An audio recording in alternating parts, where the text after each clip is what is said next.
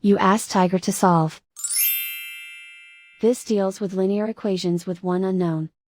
The final result is x equals -8. Let's solve it step by step. Swap sides. Group all constants on the right side of the equation. Subtract 4 from both sides. Group like terms. Simplify the arithmetic.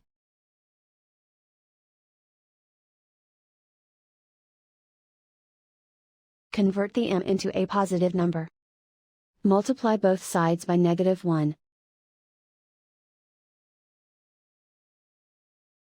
Remove the ones. Simplify the arithmetic. And so the final result is x equals -8.